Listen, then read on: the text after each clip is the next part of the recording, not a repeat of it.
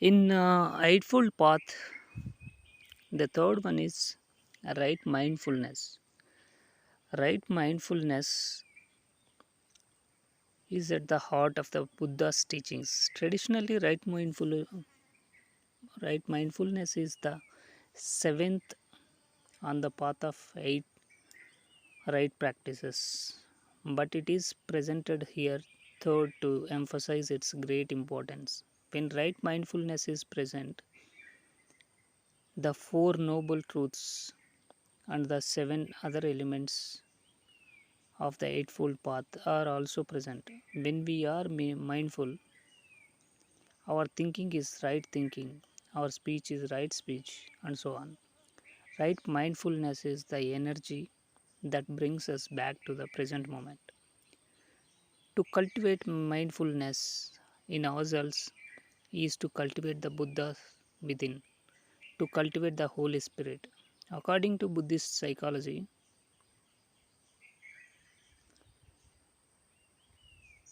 the trait attention, manaskara, is universal, which means we are always giving our attention to something. Our attention may be appropriate. Yoniso manaskara, yes, when we dwell fully in the present moment, or inappropriate. Yoniso manaskara, as when we are attentive to something that takes us away from being here and now. A good gardener knows the way to grow flowers and from compost. Right mindfulness accepts everything without judging or reacting. It is inclusive and loving. The practice is to find ways to sustain appropriate attention throughout the day. The Sanskrit word for mindfulness, smriti, means remember. Mindfulness is remembering to come back to the present moment. The character, the Chinese use for mindfulness has two parts. The upper part means now, and the lower part means mind or heart. The first miracle of mindfulness is to be present and be able to touch deeply the blue sky, the flower, and the smile of our child. The second miracle of mindfulness is to make the other, the sky, the flower, our child, present also. In the third miracle of mindfulness is to nourish the object of your attention. When was the last time you looked into the eyes of your beloved and asked, "Who are you, my darling?" Don't be satisfied by a superficial answer. Ask again, "Who are you who has taken my suffering as your suffering, my happiness as your happiness, my life and death as your life and death? My love, why aren't you a dewdrop, a butterfly, a bird?" Ask with your whole being. If you do not give right attention to the one you love, it is a kind of killing. When you are in the car together, if you are lost in your thoughts, assuming you already know everything about her, she will slowly die. But with me, mindfulness, your attention will water the wilting flower. I know you are here beside me, and it makes me very happy. With attention, you will be able to discover many new and wonderful things. Her joys, her hidden talents, her deepest aspirations. If you do not practice appropriate attention, how can you say you love her?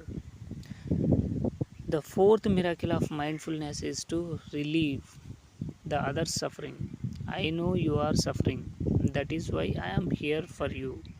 You can say this with words or just by the way you look at her. If you are not truly present, if you are thinking about other things, the miracle of relieving suffering cannot be realized. In difficult moments, if you have a friend who can be truly present with you. You know you are blessed. To love means to nourish the other with appropriate attention. When you practice right mindfulness, you make yourself and the other person present at the same time. Darling, I know you are there. Your presence is precious to me. If you do not express this while you are together, when she passes away or has an accident, you will only cry because before the accident happened, you did not know how to be truly happy together. When someone is about to die, if you sit with him stably and solidly, that alone may be enough to help him live this life with ease. Your presence is like a mantra, sacred speech that has a transforming effect in your body. When your body, speech, and mind are in perfect oneness, that mantra will have an effect even before you utter a word. The first four miracles of mindfulness belong to the first aspect of meditation, shamatha, stopping, calming, resting, and healing. Once you have calmed yourself and stopped being dispersed, your mind will be open, one pointed, and you will be ready to begin looking deeply. The fifth miracle of mindfulness is looking deeply, vipassana, which is also the second aspect of meditation. Because you are calm and concentrated, you are really there for deep looking. You shine the light of mindfulness on the object of your attention, and at the same time, you shine the light of mindfulness on yourself. You observe the object of your attention, and you also see your own storehouse full of precious gems. The sixth miracle of mindfulness is understanding. When we understand something, often we say, I see. We see something we had not seen before. Seeing and understanding come from within us. When we are mindful, touching deeply the present moment, we can see and listen deeply. And the fruits are always understanding, acceptance, love, and the desire to relieve suffering and bring joy. Understanding is the very foundation of love. When you understand someone, you cannot help but love him. The seventh miracle of mindfulness is transformation.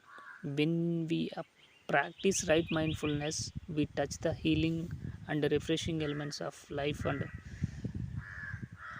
begin to transform our own suffering and the suffering of the world. We want to overcome a habit such as smoking for the health of our body and mind. When we begin the practice, our habit energy is still stronger than our mindfulness. So we don't expect to stop smoking overnight. We only have to know that we are smoking when we are smoking.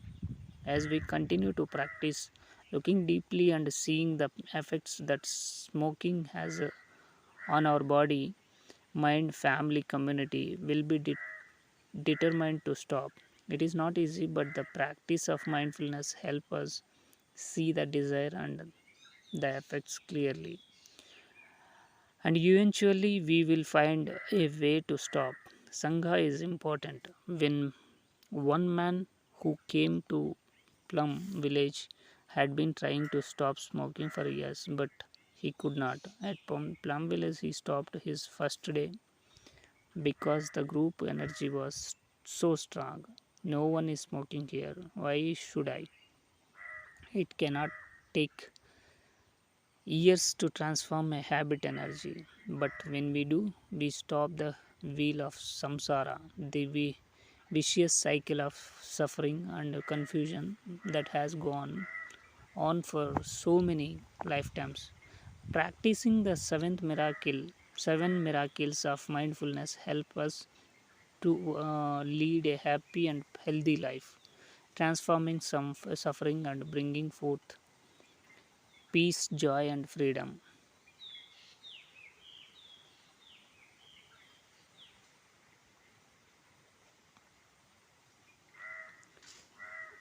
The four establishments of mindfulness are the foundation of our dwelling place. Without them, our house is abandoned. No one is sweeping, dusting, or tidying up. The first establishment is mindfulness of the body in the body. Many people hate their bodies. They feel their body is an obstacle and they want to mistreat it. When sisters, the second way the Buddha taught us to practice mindfulness of the body is the body is to recognize all of our body spots from the top of our head to the soles of our feet. If we have blonde hair, we recognize and smile to that. If we have grey hair, we recognize and smile to that. We observe whether our forehead is relaxed and whether it has wrinkles. With our mindfulness, we touch our nose, mouth, arms, heart, lung, blood, and so on. The Buddha described the practice of recognizing 32 parts of our body as being like a farmer who goes up to his loft, brings down a large bag of beans, grains, and seeds, put the bag on the ground, opens it, and as the contents fall in onto the floor, recognizes rice as rice, beans as beans, sesame as sesame, and so on.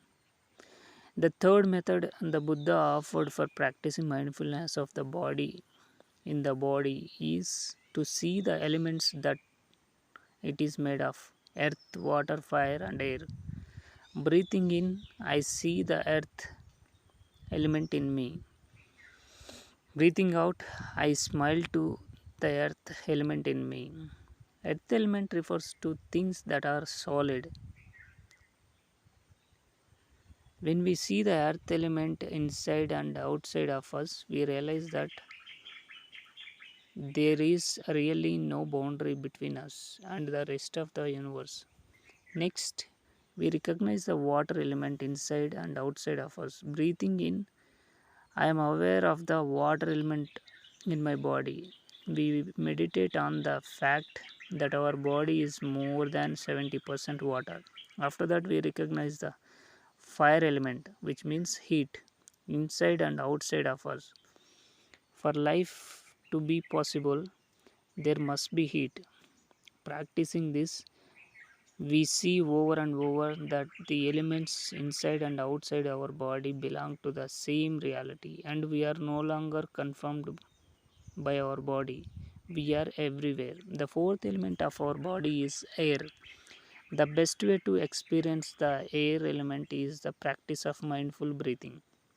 Breathing in, I know I am breathing in.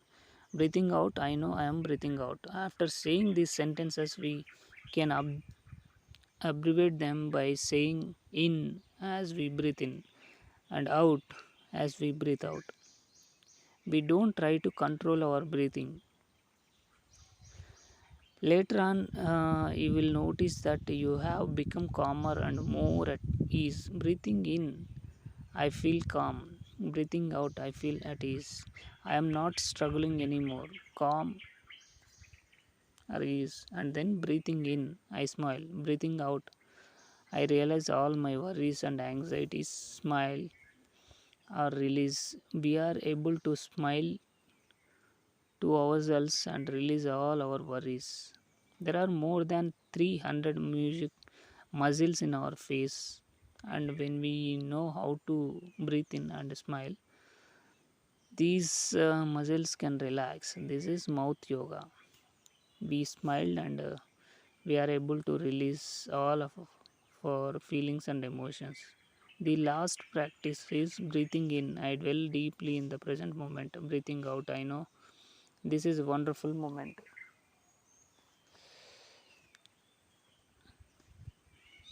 Breathing out, I know this is a wonderful moment. Present moment, wonderful moment. Nothing is more precious than being in the present moment. fully alive and fully aware. In, out, deep, slow, calm, ease, smile, release, present moment, wonderful moment. If you use this during sitting or walking meditation, it can be very nourishing and healing. Practice each line for as long as you wish. Another practice to help us be aware of our breathing in counting. As you breathe in, count one. As you breathe and as you breathe out, count one again. Then two, three, until you arrive at 10. After that, go back in the other direction. 10, 9, and so on. The second establishment is mindful of the feelings in the feelings. The Abhidharma others listed 51 kinds of mental formations. Feelings, Vedana, is one of them. In us, there is a river of feelings in which every drop of water is a different feeling. To observe our feelings, we just sit on the river bank and identify each feeling as it flows by and disappears. Feelings are either pleasant, unpleasant, or neutral. When we have a pleasant feeling, we may have a tendency to cling onto it. And when you have an unpleasant feeling, we may be inclined to chase it away. But it is more effective in both cases to return to our breathing and simply observe the feeling, identifying it, simply breathing in. I know a pleasant feeling is in me. Breathing out, I know there is a pleasant or unpleasant feeling in me. If our breathing is light and calm, a natural result of consciousness breathing, our mind and body will slowly become light, calm, and clear, and our feelings also. We can embrace all of our feelings, even difficult ones like anger. Anger is a fire burning inside us, filling our whole being with smoke. We all have difficult emotions, but if we allow them to dominate us, we will become depleted. Emotions become strong when we do not know how to look after them. When our feelings are stronger than our mindfulness, we suffer. But if you practice conscious breathing day after day, mindfulness will become a habit. The third establishment is mindful of the mind, chitta. In the To be aware of the mind is to be aware of the mental formations. Chitta samskara, formation samskara, is a technical term of in Buddhism. Anything that is formed, anything that is made of something else is a formation. A flower is a formation, or anger is a formation. There are mental formations that are sometimes wholesome and sometimes unwholesome, such as sleepiness, regret, initial thinking, and a developing thought. When our body and mind needs rest, sleep is wholesome. But if we sleep all the time, it can become unwholesome. There are many beautiful aspects of our consciousness, like faith, humility, self respect, non craving, non anger, non ignorance, diligence, ease, care, equanimity, and non violence. Unwholesome mental formations, on the other hand, are like tangled ball of string. When we try to untangle it, we only wind it around ourselves until we cannot move. These mental formations are sometimes called afflictions, kleshas, because they bring pain to ourselves and others. Every time a mental formation arises, we can practice mere recognition. Already, when we are agitated, we just say, I am agitated, and mindfulness is already there. Until we recognize agitation as agitation, it will push us around and we will not know what is going on and why. To practice mindfulness of the mind doesn't mean not to be agitated. Even before agitation mind manifests in our mind consciousness, it is already in our store consciousness in the form of a seed. We may think that our agitation is ours alone, but if we look carefully, we will see that it is our inheritance from our whole society and many generations of our ancestors. Individual consciousness is made of the collective consciousness, and the collective consciousness is made of individual consciousness. They cannot be separated. The fourth establishment is mindfulness of phenomena, dharmas. In the phenomena means the object of our mind. Each of our mental formation has to have an object. If you are angry, you have to be angry at something or someone, and that person or thing can be called the object of your mind. When you remember someone or something, that is the object of your mind. There are 51 kinds of mental formation, so there are 51 kinds of objects of mind. When we are attentive to a bird singing, that sound is the object of our mind. When our eyes see the blue sky, this is the object of our mind.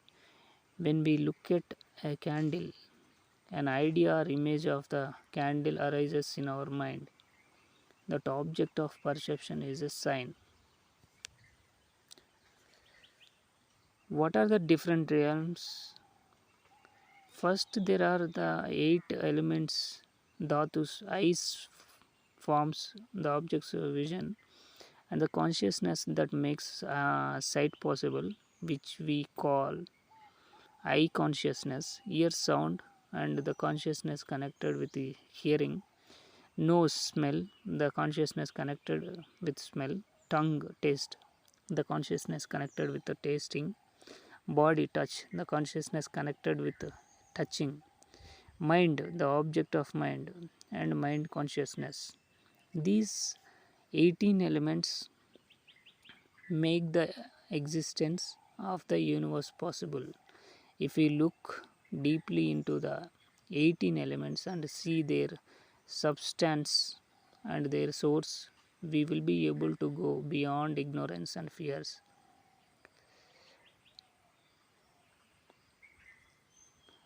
The Buddha taught another list of six realms: craving, kama, freedom from craving,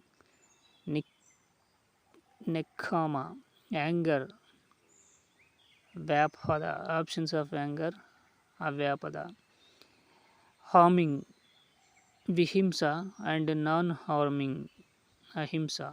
If we look deeply into our craving, we see that we already have what we crave because everything is already a part of everything else. This insight can take us from the realm of craving into the realm of freedom.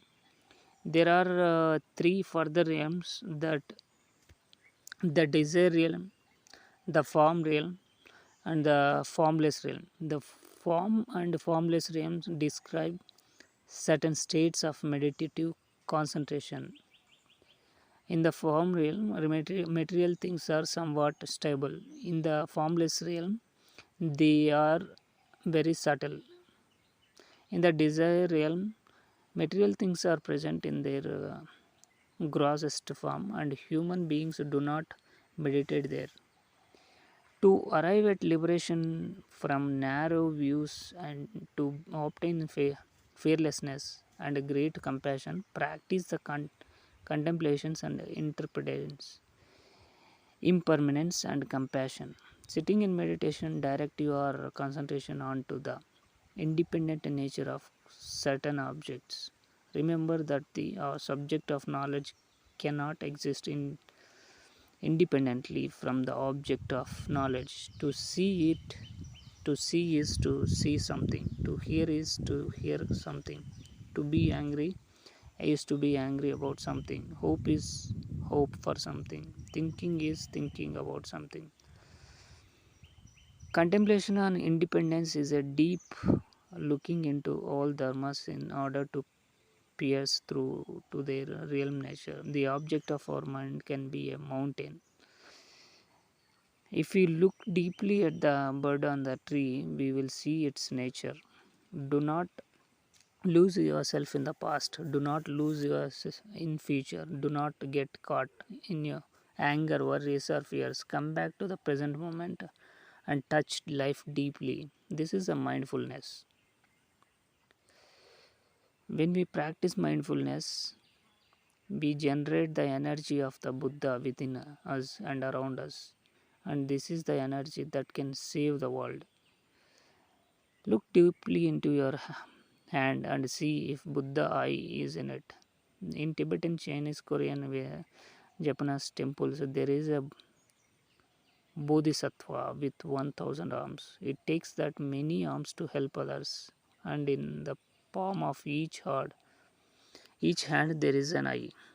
The hand represents action, and the eye represents insight and understanding. Without understanding, our actions might cause others to suffer.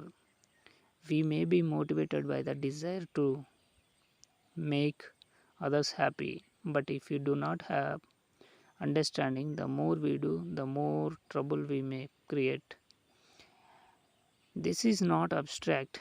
It is possible for every one of us to generate the energy of mindfulness in each moment of our daily life.